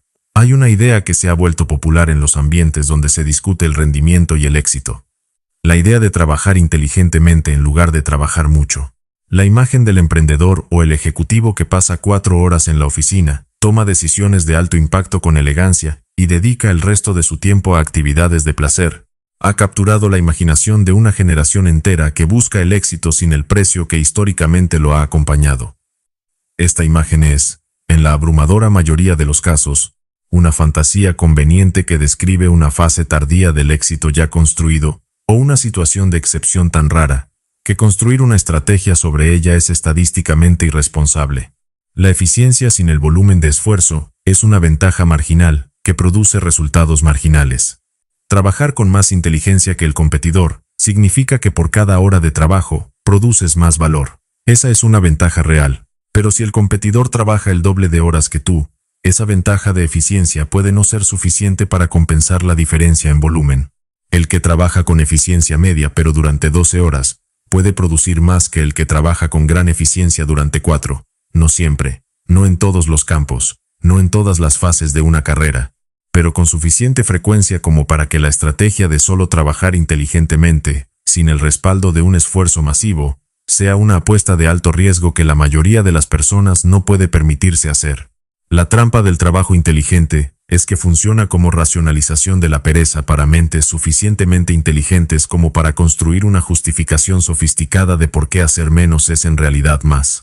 El perezoso inteligente, y hay muchos, tiene la capacidad cognitiva de encontrar siempre una razón por la que la estrategia correcta requiere esperar, pensar más o trabajar menos. La lista de razones es inagotable, porque la inteligencia, sin el contrapeso del esfuerzo masivo, puede generar argumentos plausibles para casi cualquier conclusión, incluidas las que sirven de pretexto para no hacerlo difícil. El dominio real, la posición donde uno se convierte en el operador de referencia en su campo, requiere las dos cosas. La inteligencia que permite ver lo que otros no ven, moverse donde el mercado va en lugar de donde ya estuvo, tomar decisiones con información incompleta de manera más acertada que el promedio, y el sudor que materializa esa inteligencia en resultados concretos que existen en el mundo, y no solo en la mente del que los concibió. La inteligencia sin sudor es potencial no realizado. Ya se discutió suficientemente en este libro el valor nulo del potencial no convertido en movimiento. Un hombre con una visión brillante que no trabaja el número de horas que materializar esa visión requiere es, a los ojos del mercado, equivalente a un hombre sin visión. Ambos producen lo mismo, nada, o resultados tan insuficientes que se pierden en el ruido de todos los demás que producen lo mismo. El sudor sin inteligencia es esfuerzo desperdiciado. Esto también es cierto, y también merece discutirse. El que trabaja con intensidad máxima en la dirección equivocada, no llega al destino correcto antes. Llega al destino equivocado antes. El esfuerzo masivo aplicado a una estrategia fundamentalmente incorrecta, produce resultados negativos, con mayor velocidad que el esfuerzo moderado aplicado a la misma estrategia incorrecta. Por eso la inteligencia estratégica, la capacidad de identificar que vale la pena atacar con toda la energía disponible antes de comenzar a gastar esa energía, sí es una pieza esencial del sistema. Pero la secuencia importa. Primero la dirección, luego la velocidad. Primero el análisis suficiente para elegir el territorio, luego el movimiento con toda la intensidad disponible en ese territorio. No el análisis interminable que nunca termina en movimiento, sino el análisis suficiente para dar el primer paso con razonable fundamento, sabiendo que el camino se irá revelando mediante el movimiento, y no mediante la planificación adicional desde la inmovilidad. Las horas importan. No como valor en sí mismo. No como fetiche del trabajador que exhibe su número de horas como prueba de su virtud, sino como realidad matemática de la acumulación de competencia. El dominio en cualquier campo, desde la medicina hasta la programación, desde la negociación hasta la escritura, requiere una cantidad de práctica deliberada, que simplemente no se puede comprimir por debajo de ciertos umbrales, sin que la calidad del resultado lo refleje. La persona que dedica 4 horas diarias a su campo durante 5 años ha acumulado aproximadamente 7.000 horas de práctica. La que dedica 8 horas diarias durante el mismo periodo ha acumulado 14.000. La brecha de competencia entre esas dos personas, suponiendo calidad equivalente en la práctica, es inmensa, y no puede cerrarse con talento innato. La leyenda del genio que produce brillantez sin esfuerzo es, en la mayoría de los casos, una percepción posterior que ignora los años de trabajo intenso que precedieron al producto que parecía surgir con facilidad. Los grandes artistas, los grandes científicos, los grandes empresarios, casi todos tienen en sus biografías un periodo de esfuerzo masivo, que no siempre resulta visible en el producto final. La aparente facilidad del experto es la expresión de una competencia tan profunda que el esfuerzo se ha automatizado y ya no requiere el mismo nivel de atención consciente que requería en las fases tempranas. Pero esa automatización no se alcanzó sin el esfuerzo. Lo que el modelo de inteligencia más sudor produce que ninguno de los dos elementos por separado puede producir es el dominio, la capacidad de operar con efectividad excepcional en un campo, de manera consistente, bajo condiciones variables incluyendo las adversas. El dominio no es el resultado de la inspiración ocasional del talentoso. Es el resultado de la inteligencia aplicada de manera sistemática, durante el tiempo suficiente, con el volumen de esfuerzo suficiente. El que elige el dominio, está eligiendo un camino que requiere ambos componentes sin excusa ni negociación. No puede elegir la inteligencia sin el sudor, porque la inteligencia sin el sudor no produce dominio. No puede elegir el sudor sin la inteligencia, porque el sudor sin la inteligencia produce agotamiento en la dirección equivocada. Tiene que comprometerse con ambos de manera simultánea y sostenida, pagando el precio que cada uno requiere, sabiendo que los resultados de ese compromiso se acumulan de manera no lineal. Lentamente al principio, luego con una velocidad que sorprende incluso a quien los esperaba. La ventaja competitiva real en cualquier mercado donde participen seres humanos con capacidades razonablemente similares se inclina de manera consistente hacia quien combina las dos cosas, quien piensa bien y trabaja duro.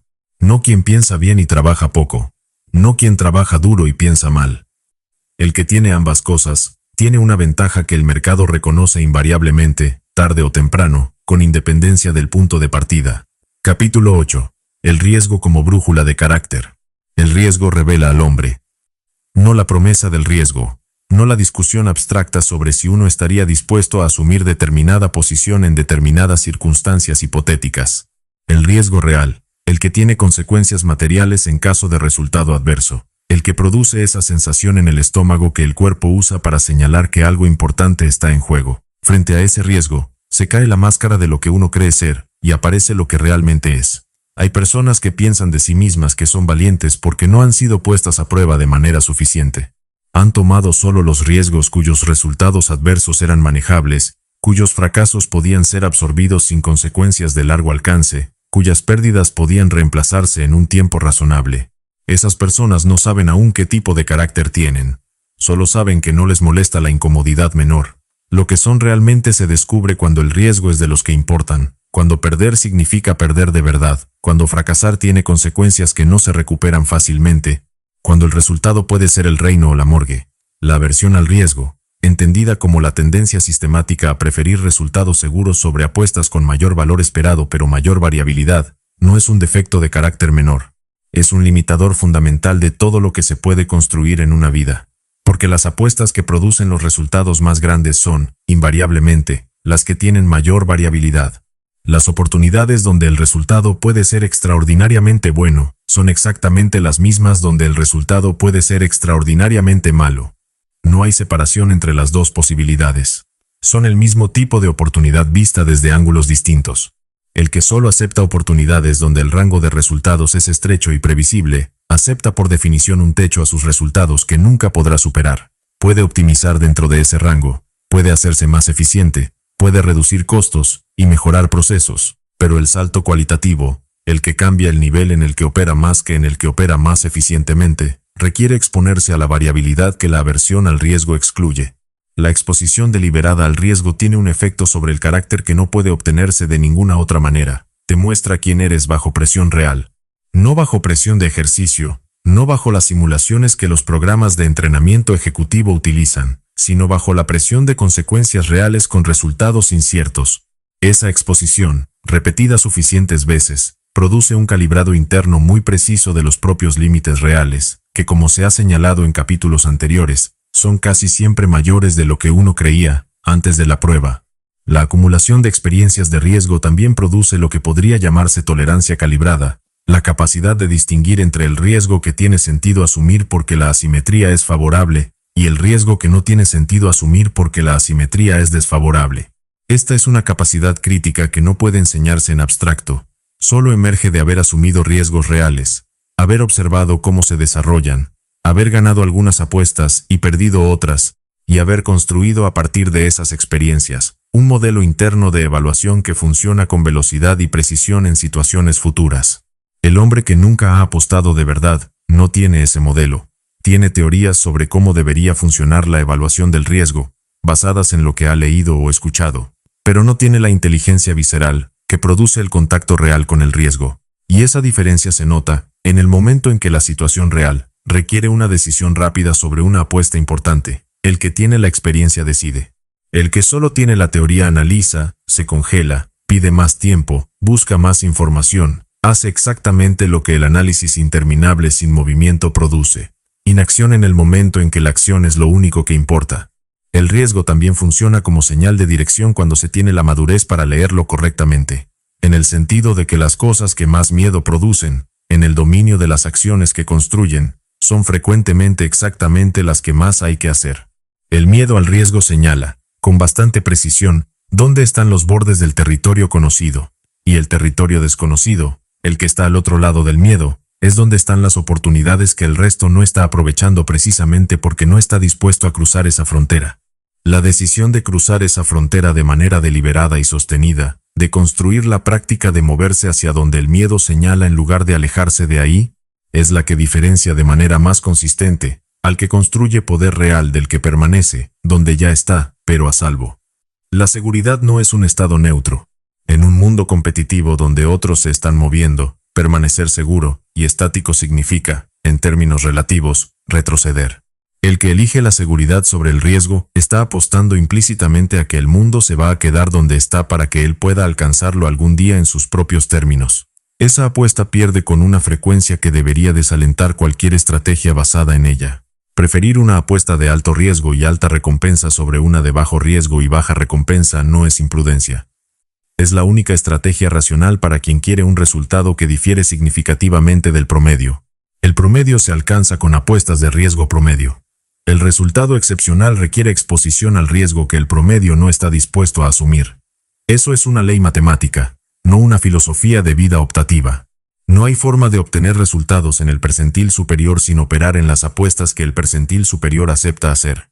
El riesgo bien evaluado, no el riesgo ciego sino el que tiene fundamento estratégico, aunque el resultado sea incierto, es la brújula que señala dónde está el crecimiento. Seguirla requiere construir el carácter que puede mantenerse en movimiento, aunque la aguja apunte hacia una incomodidad garantizada con un resultado que podría ser brillante o podría ser desastroso. Esa disposición, practicada de manera sistemática, es lo que los resultados extraordinarios demandan, no como precio incidental del camino sino como la estructura fundamental del tipo de vida que produce esos resultados. Capítulo 9. El círculo de los asesinos. El entorno humano no es neutral. Las personas que habitan de manera consistente el espacio de vida de alguien, con las que conversa con regularidad, con las que comparte proyectos y decisiones, con las que celebra victorias y procesa fracasos, ejercen sobre esa persona una influencia que no puede cuantificarse con facilidad, pero que opera de manera profunda y constante. Esta influencia actúa en múltiples planos, en los estándares que uno considera normales o aceptables, en el nivel de ambición que parece razonable, en la tolerancia al riesgo que parece prudente, en la definición de qué constituye el éxito, en los comportamientos que reciben refuerzo social y los que reciben desaprobación. Quien te rodea, en un sentido muy práctico, define en gran medida el techo de lo que puedes construir. No porque los seres humanos sean incapaces de superar las limitaciones de su entorno, eso ocurre y produce algunas de las historias más extraordinarias, sino porque hacerlo requiere una resistencia constante a fuerzas que operan de manera continua y silenciosa en la dirección contraria, y esa resistencia tiene un costo en energía, que eventualmente produce rendimientos decrecientes. El entorno de alto rendimiento, el círculo de personas disciplinadas, ambiciosas y comprometidas con la construcción de algo real, no es un lujo social, es una infraestructura estratégica. El que está rodeado de personas que trabajan mucho, encuentra natural trabajar mucho. El que está rodeado de personas que toman riesgos calculados, encuentra natural tomar riesgos calculados. El que está rodeado de personas con estándares altos para sí mismas y para las personas en su entorno se ve empujado hacia esos estándares de manera constante, no por obligación explícita, sino por la dinámica del grupo que normaliza lo que en otro entorno sería excepcional. El concepto del círculo de los asesinos no implica una red de personas literalmente peligrosas. Implica la red de personas que están dispuestas a hacer lo que el resultado extraordinario requiere, el sacrificio del tiempo, la exposición al riesgo, el trabajo sostenido en condiciones de incertidumbre, la honestidad brutal sobre lo que funciona y lo que no. Personas que cuando alguien en el grupo falla, no lo felicitan por el intento, sino que analizan con frialdad qué salió mal y cómo se puede ajustar. Personas que no permiten la racionalización de la mediocridad porque sus propios estándares hacen visible lo que en otro entorno permanecería invisible. La eliminación de los eslabones débiles no es una práctica sociopática, Es la consecuencia lógica de entender que una red de relaciones es un sistema, y que un sistema es tan fuerte como su componente más débil. Un equipo de 10 personas, donde 9 operan con disciplina y rigor y una no, tiene su capacidad de ejecución comprometida por el eslabón que no cumple los estándares.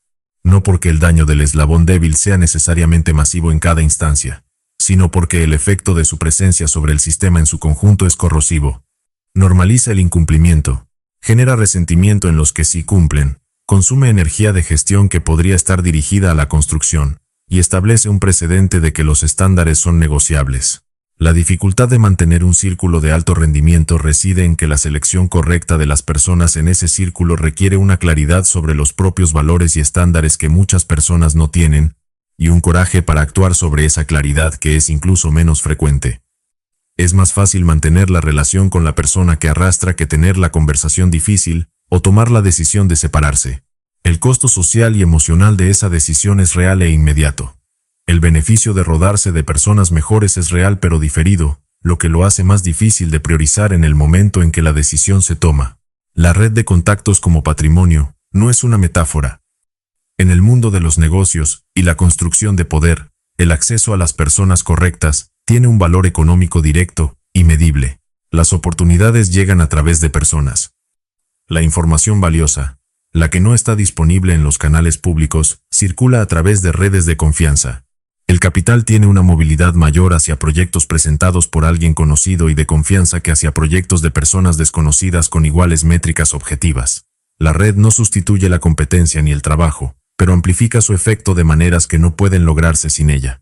Construir esa red requiere primero ser el tipo de persona que merece estar en ella, no en términos morales abstractos, sino en términos operativos concretos. Ser alguien que cumple lo que dice, que entrega lo que promete, que agrega valor en cada interacción, que tiene estándares claros y los mantiene bajo presión, que puede ser confiable en situaciones donde la confiabilidad importa. La persona que construye esa reputación, de manera consistente y durante suficiente tiempo, no necesita perseguir la red. La red se orienta hacia ella porque la confiabilidad es el bien más escaso en los entornos de alto rendimiento. La selección del círculo también implica entender qué tipo de personas añaden valor en las distintas dimensiones de lo que uno está construyendo. No todos los actores de alto rendimiento aportan de la misma manera. Hay quienes son valiosos por su conocimiento técnico en un área específica. Hay quienes son valiosos por su red de relaciones, que se superpone con la tuya y te abre acceso a espacios donde no llegarías solo. Hay quienes son valiosos por su capacidad de ver los problemas desde ángulos que tú no ves. Hay quienes son valiosos porque te exigen más de lo que te exigirías a ti mismo en ausencia de esa exigencia externa. Cada uno de estos tipos de valor es real y distinto, y la construcción de un círculo verdaderamente poderoso requiere tener claridad sobre qué se necesita en cada dimensión y buscar activamente las personas que puedan aportarlo. El aislamiento, por otro lado, es una de las estrategias más costosas que puede adoptar quien quiere construir algo significativo. No el tiempo de soledad productiva que todo trabajo profundo requiere, sino el aislamiento relacional, el de quien opera sin red, sin intercambio, sin la perspectiva externa que viene de personas que tienen experiencias y contextos distintos al propio. El que opera solo en todos los sentidos acumula puntos ciegos que sin la fricción del contacto real con otras perspectivas, nunca salen a la superficie. Y esos puntos ciegos producen errores que con una red más rica habrían sido visibles antes de convertirse en consecuencias. La inversión en relaciones, en construir vínculos reales con personas de alto valor basados en el respeto mutuo, la utilidad recíproca y la confianza ganada a través del tiempo y las pruebas, no es diferente en naturaleza a cualquier otra inversión estratégica. Tiene un costo en tiempo, energía y a veces en recursos materiales. Produce retornos que se acumulan de manera no lineal con el tiempo, de modo que el que invirtió consistentemente en su red durante 10 años, tiene acceso a un sistema de relaciones que el que empezó hace 2 años, simplemente no puede replicar a corto plazo. El círculo correcto no hace el trabajo por ti, pero puede ser el factor que determine que el trabajo que haces llegue a los lugares correctos, se apoye en las capacidades correctas, evite los errores que ya cometieron, quienes ya pasaron por donde tú estás, y produzca resultados a una velocidad y con una escala que en aislamiento habría requerido el doble del tiempo y el doble del esfuerzo para alcanzar. Capítulo 10. La arrogancia de la victoria. Hay una palabra que provoca incomodidad en la mayoría de los contextos donde se usa: arrogancia. La cultura colectiva tiene una relación profundamente ambivalente con la confianza extrema en uno mismo. Por un lado, admira y celebra a los que triunfan enormemente. Por otro, aplica una presión social constante sobre quien se mueve en dirección a ese triunfo, antes de haberlo alcanzado, para que sea modesto, que tenga los pies en la tierra, que no se crea más de lo que es todavía. El problema con esa presión social es que confunde dos cosas fundamentalmente distintas: la arrogancia que viene de no haber construido nada pero pretender superioridad sobre quienes sí lo hicieron, y la convicción absoluta en el propio potencial que precede a la construcción de algo real. Esa segunda cosa, que desde afuera parece arrogancia y que el entorno mediocre califica como tal con frecuencia, es en realidad la condición psicológica indispensable para construir cualquier cosa que exceda ampliamente la norma.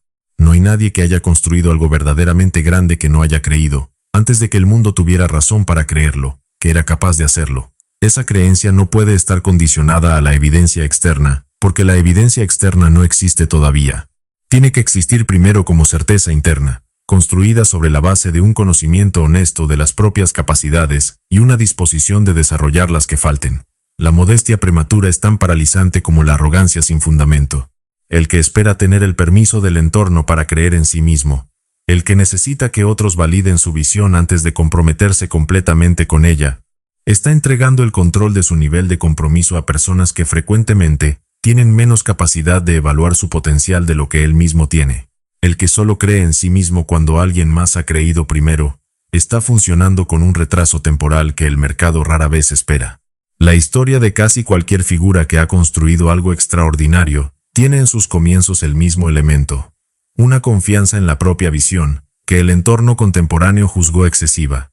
El que decía que podía construir la empresa más grande del mundo, cuando no tenía capital, no tenía equipo, y no tenía nada más que una idea, y la convicción de ejecutarla.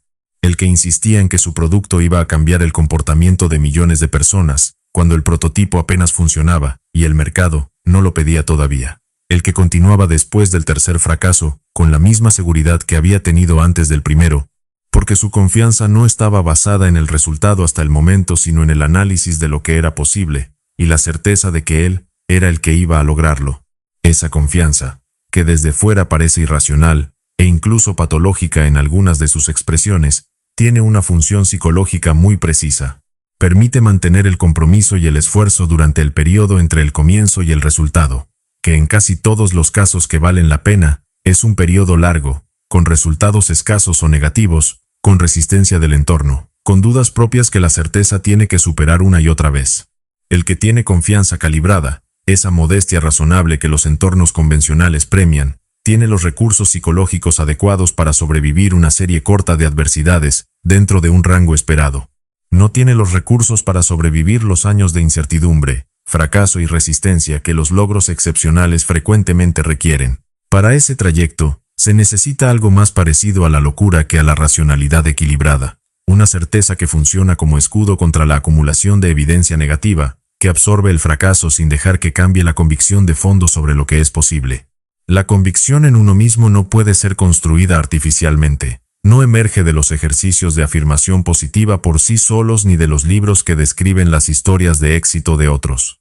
Emerge del proceso de exigirse, de hacer cosas difíciles y sobrevivir al resultado, de desarrollar competencia real en el campo donde uno quiere operar, y de acumular la evidencia interna de que cuando se trata de hacer lo que hay que hacer, uno lo hace. Esa acumulación de evidencia es la base real de la confianza que dura, que no se desintegra ante el primer fracaso significativo porque está construida sobre algo más sólido que las ilusiones. El mundo tiene una estructura que no favorece a los que esperan. No espera a que estés listo. No recompensa la modestia del que todavía está preparándose.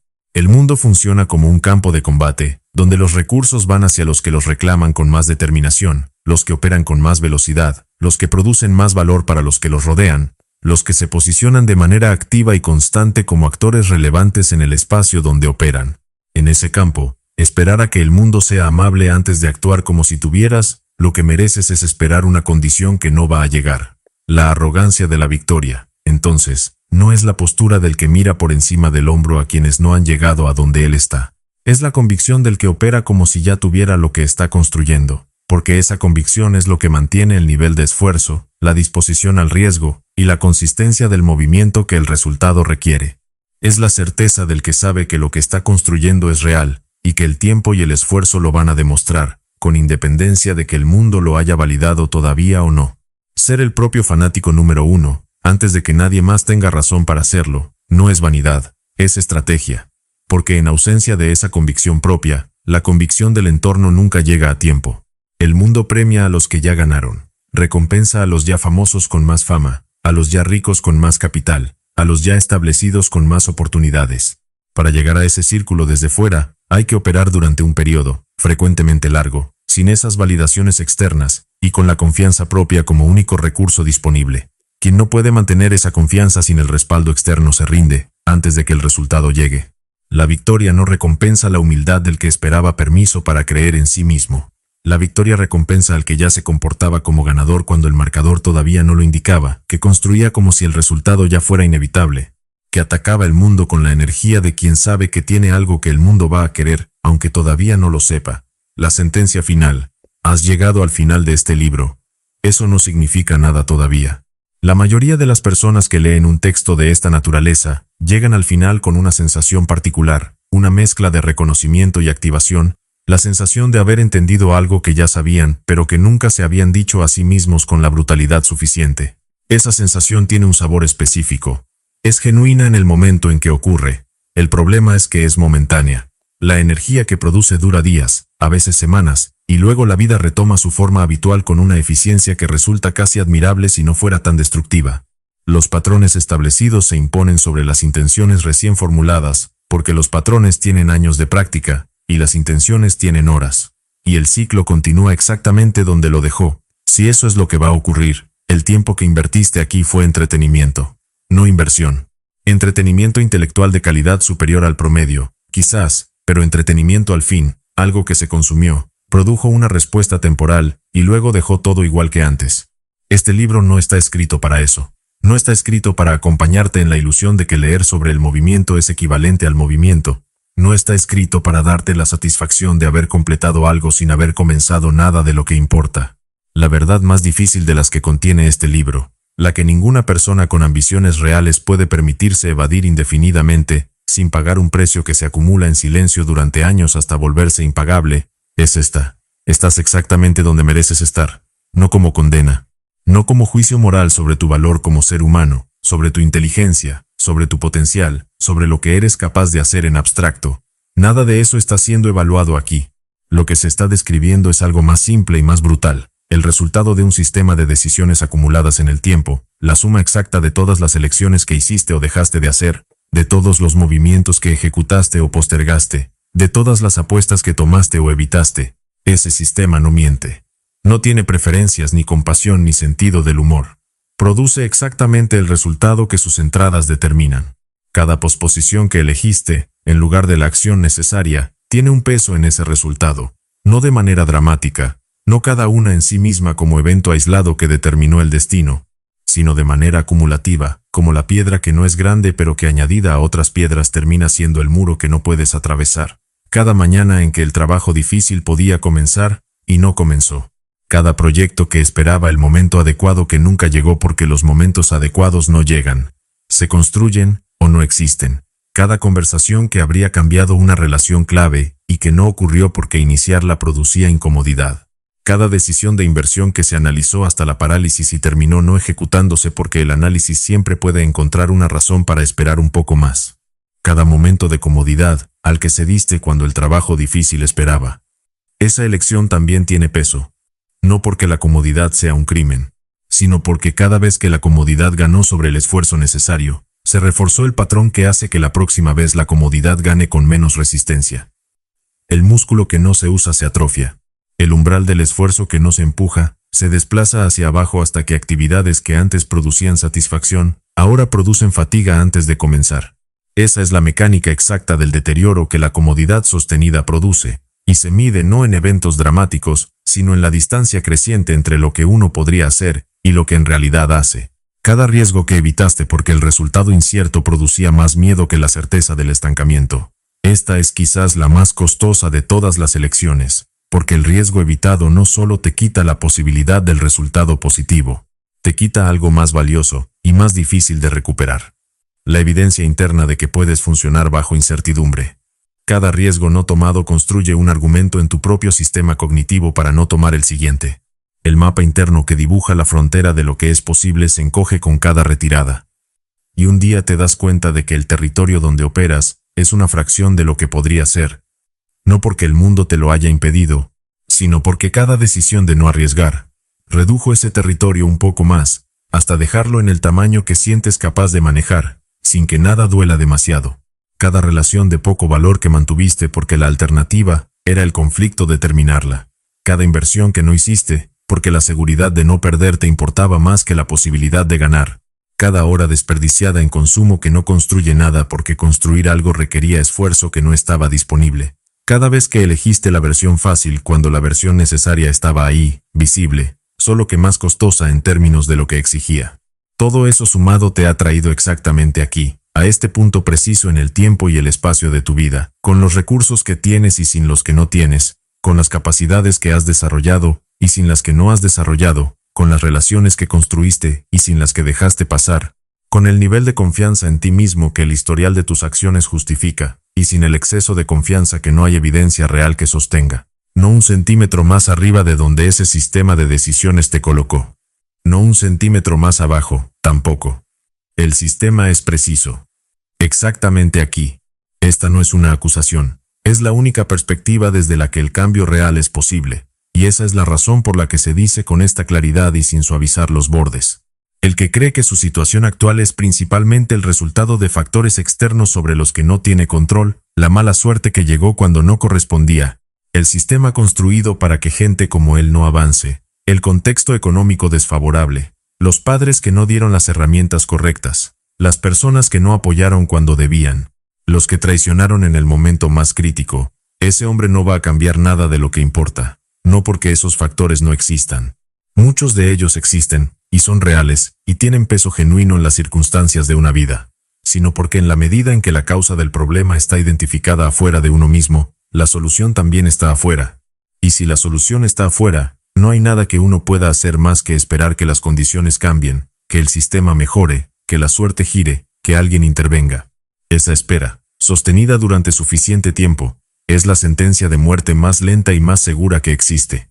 No mata de golpe, mata en cuotas. 1 año de espera, luego otro, luego 5. Y en algún punto, generalmente cuando ya es demasiado tarde para revertir la mayor parte del daño, la claridad llega de la manera más dolorosa posible.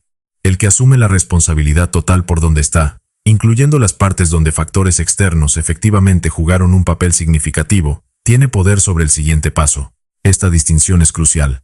Asumir responsabilidad total no significa negar que el contexto existe o que las circunstancias de origen importan. Significa elegir operar desde la única postura que genera agencia real, la de que, independientemente de lo que produjo la situación actual, lo que ocurre desde ahora depende fundamentalmente de las decisiones y acciones propias. No porque sea responsable de todo lo que le ocurrió, sino porque la responsabilidad total es la única postura desde la que el poder de cambio existe de verdad. Donde hay responsabilidad, hay agencia. Donde hay agencia, hay posibilidad de acción. Donde hay posibilidad de acción hay algo concreto que hacer hoy, no mañana ni cuando las condiciones mejoren, ni cuando estés más preparado, ni cuando hayas procesado suficientemente lo que este libro plantea. Esa acción concreta disponible hoy no tiene que ser perfecta. No tiene que ser el movimiento definitivo que resuelva todos los problemas de una vez. Tiene que ser real. Tiene que existir en el mundo y no solo en los planes. Tiene que mover algo en la dirección correcta aunque la distancia recorrida sea pequeña, porque la distancia pequeña recorrida hoy es infinitamente superior a la distancia grande planificada para mañana que nunca se ejecuta. El sistema que se pone en movimiento, aunque sea con fuerza inicial insuficiente, puede acelerar. El sistema que permanece estático no tiene nada a partir de lo cual acelerar. El tiempo se acaba, no como advertencia abstracta sobre la mortalidad, que todos conocen y casi nadie termina de tomar en serio, porque el cerebro humano tiene una capacidad extraordinaria para hacer la muerte abstracta, aunque sea el único evento completamente cierto de cualquier vida. La advertencia aquí es más concreta y más inmediata que esa. Cada día que pasa sin movimiento real en la dirección de lo que quieres construir, es un día que no vuelve, y que simultáneamente puso a otros un día más adelante mientras tú permanecías donde estabas. Esa es la matemática simple del tiempo en un entorno competitivo. La inmovilidad propia no detiene el movimiento de los demás. La distancia entre donde estás y donde podrías estar no es estática mientras deliberas. Crece. Se amplía con cada día de inmovilidad porque el mundo no espera, y el punto de referencia de lo que es posible se mueve constantemente hacia adelante sin importar si tú te mueves con él. La distancia entre donde estás y donde podrías estar no se cierra sola.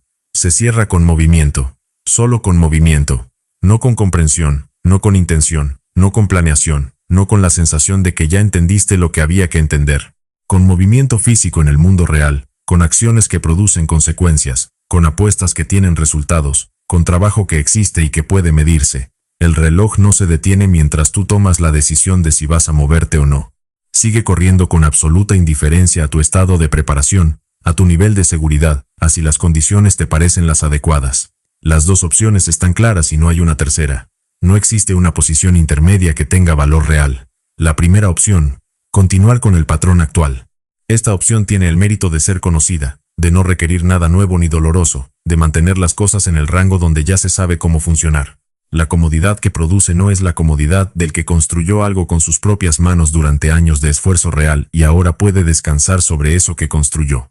Es una comodidad de naturaleza completamente distinta. La comodidad anestésica, del que no arriesga, y por eso nunca tiene que manejar las consecuencias de haber fallado, que nunca siente el dolor del fracaso porque nunca se expone de manera suficiente, como para que el fracaso sea posible, que protege su identidad de la prueba al precio de mantener esa identidad indefinidamente, sin verificar.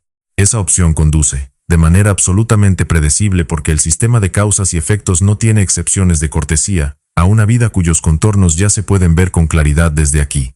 Ni extraordinaria ni catastrófica, simplemente insuficiente, no el fracaso rotundo que al menos tiene el mérito de la intensidad. La mediocridad funcional que pasa, que no llama demasiado la atención, que acumula sus décadas y llega al final sin haber producido nada que el mundo recuerde ni que uno mismo pueda mirar con la satisfacción real que solo el esfuerzo genuino construye. Y esa insuficiencia, acumulada a lo largo de una vida entera, tiene un sabor que quienes la vivieron hasta el final describen de una sola manera, el sabor de todo lo que no se intentó, con la claridad de saber exactamente qué era, y exactamente por qué no se intentó. La segunda opción, asumir la totalidad de lo que has estado evitando, levantarte de donde estás y empezar a ganar. No mañana, porque mañana tiene la misma estructura que hoy, y producirá la misma respuesta que hoy si el sistema interno no ha cambiado. No cuando hayas procesado suficientemente las ideas de este libro, porque el procesamiento indefinido es otra forma del análisis sin plazo que ya se discutió. No cuando hayas completado el plan, porque el plan completo es una ficción que sirve para aplazar la acción. No cuando las condiciones externas te den una señal de que es el momento adecuado, porque esa señal no existe en esa forma y esperar algo que no existe es esperar para siempre, ahora. Con los recursos que tienes disponibles en este momento, que son insuficientes para el resultado final, pero suficientes para el primer paso, desde donde estás, que no es donde querrías estar pero es el único punto desde el que puedes comenzar.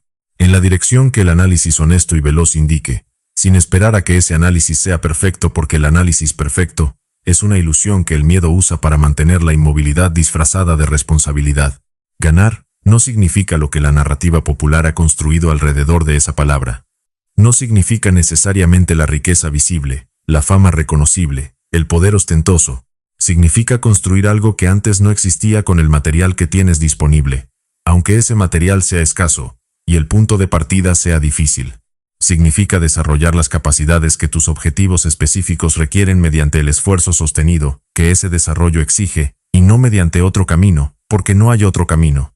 Significa tomar las posiciones de riesgo que el resultado que buscas requiere de manera estructural, sabiendo antes de entrar que algunas de esas posiciones van a costar, que el dolor de las pérdidas va a ser real, y sosteniéndose de todos modos porque el costo de no intentarlo es más alto que el costo de intentar y fallar. Significa elegir con criterio y sin sentimentalismo las relaciones que te empujan hacia arriba, hacia más y hacia mejor, y alejarte con decisión de las que te anclan hacia abajo, hacia menos, hacia la normalización de los estándares bajos que hacen que tu mediocridad se sienta como algo razonable por comparación. Significa construir la confianza en ti mismo, que el entorno no te va a dar de manera gratuita, y que solo tú puedes generar, mediante el proceso repetido de exigirte más de lo que resulta cómodo, y sobrevivir a esa exigencia, de manera consistente hasta que la evidencia acumulada de que puedes hacerlo sea suficiente para sostener la certeza que el trabajo extraordinario requiere. El mundo no va a detenerse para darte la oportunidad de prepararte mejor. No hay pausa disponible en el sistema mientras terminas de estar listo. El mercado no va a esperar a que tu producto sea perfecto, ni a que tu propuesta esté completamente refinada, ni a que hayas desarrollado todas las habilidades que el proyecto requiere antes de comenzar. Las personas que están en movimiento en este preciso momento, atacando sus objetivos con la intensidad y la velocidad que todo este libro ha estado describiendo desde la primera página, no van a frenar su ritmo para darte la oportunidad de alcanzarlos en condiciones más cómodas para ti. Siguen moviéndose. Siguen acumulando competencia, capital, red de relaciones, posiciones de mercado, y cada día que pasan haciéndolo mientras tú deliberas, la brecha crece un poco más. Todo se mueve. El mundo entero opera en estado de movimiento constante, de cambio permanente, de redistribución continua de los recursos y las posiciones entre quienes compiten por ellos. En ese estado, la única postura que tiene sentido, la única que no garantiza pérdida de posición relativa de manera matemáticamente inevitable, es el movimiento. No el movimiento frenético sin dirección, no la agitación ansiosa del que corre sin saber hacia dónde. El movimiento deliberado, orientado, ofensivo, con la claridad suficiente para saber hacia dónde, y la velocidad suficiente para que el análisis adicional no consuma el tiempo que la acción requiere. O te mueves con el mundo o te queda atrás. No como metáfora, como descripción técnica del resultado de la inmovilidad en un sistema dinámico. En un sistema donde todo se mueve, la inmovilidad es retroceso relativo tan real como el retroceso absoluto, con la diferencia adicional de que el retroceso relativo es más difícil de ver mientras ocurre, porque el punto de referencia se mueve, y uno puede sentirse estático, cuando en realidad está perdiendo terreno de manera constante. La elección es tuya, solo tuya, como siempre lo ha sido, aunque en algún momento hayas tenido la tentación de creer que era de alguien más o que dependía de condiciones externas. Nadie más puede tomarla por ti. Nadie más puede ejecutarla en tu lugar. Nadie va a rescatarte de las consecuencias de no tomarla, y si alguien te ofrece hacerlo, está vendiéndote exactamente el tipo de ilusión que mantiene a las personas donde están mientras les hace sentir que algo está cambiando. El tiempo que estás usando ahora mismo, en estos segundos que tardas en leer estas líneas finales, es parte del mismo tiempo que se está agotando. No hay tiempo separado para leer sobre el movimiento, y tiempo distinto para moverse. Es el mismo tiempo. Cada segundo tiene el mismo valor independientemente de cómo se usa. La diferencia está en qué produce. Muévete. Suscríbete al canal, activa la campana, y accede a toda la biblioteca de libros en el enlace de la descripción.